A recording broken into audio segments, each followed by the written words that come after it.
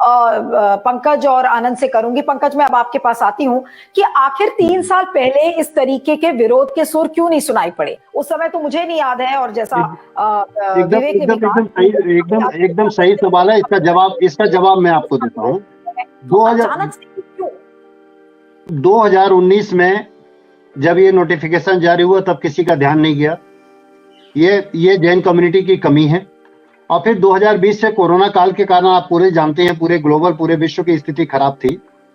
2022 जनवरी में एक शिखरजी में पारसनाथ में एक इंसिडेंट हुआ। इंसिडेंट ये हुआ, जनवरी में कुछ अनभिज्ञ टूरिस्टों द्वारा वहां पर खुलेआम मीट वगैरह बनाए जाने की घटना हुई, जिसका वीडियो काफी वायरल हुआ। उसके बाद से दस्तावेज खंगालने की शुरुआत हुई। मैं आपको बता रहा हूं, दस्तावेज खंगालने की शुरुआत हुई और उसके बाद यह आंदोलन धीरे धीरे बृहत रूप पर हो गया। विरोध के स्वर पिछले 5 महीने से चल रहे थे। उसके बाद यह आंदोलन पूरे अपने मूर्त रूप में आया है।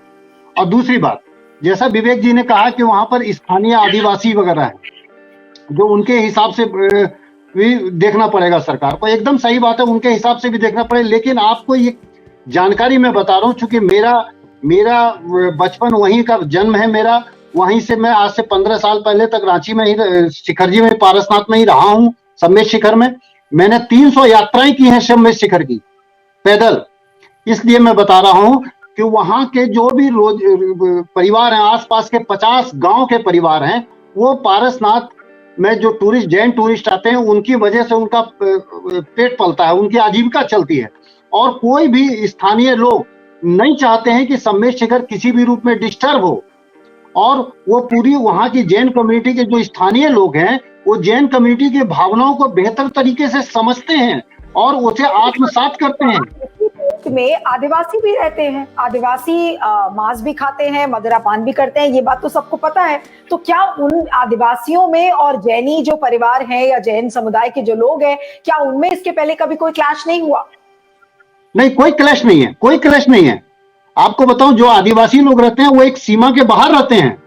पहाड़ पर कुछ पहाड़ के तलहटी के किनारे में कुछ आदिवासियों के गांव हैं। जैन समुदाय को कोई दिक्कत नहीं है। जैन समुदाय को दिक्कत है अगर बाहर के पर्यटक आ रहे हैं और वो मेरी बात सुनिए। नहीं, परेशानी है, लेकिन क्या है, वो आदिवासी लोग जो भी हैं वो एक सीमा के बाहर जाके खाते हैं। आप इस चीज को समझिए। उन्हें भी उस पहाड़ के प्रति श्रद्धा है, वो पहाड़ को भी अपना वो देवतुल्य मानते हैं। झारखंड के रगों में बहता है जल जंगल और जमीन के प्रति जो समर्पण है, वो आप देख सकते हैं आदिवासी समुदाय में वहां भी है। वो सीमा के बाहर जाके काम करते हैं। वो पारसनाथ की जो जहां पे मंदिर परिसर है, मंदिरों का समूह है, उस एरिया में नहीं करते हैं। इस चीज को समझने का प्रयास करना होगा। वो भी जानते हैं कि यहां से हमारी रोजी रोटी चलती है, यहां पर गलत करेंगे तो हमारे जीवन पर फर्क पड़ेगा, उनका भी जीवन प्रभावित होगा।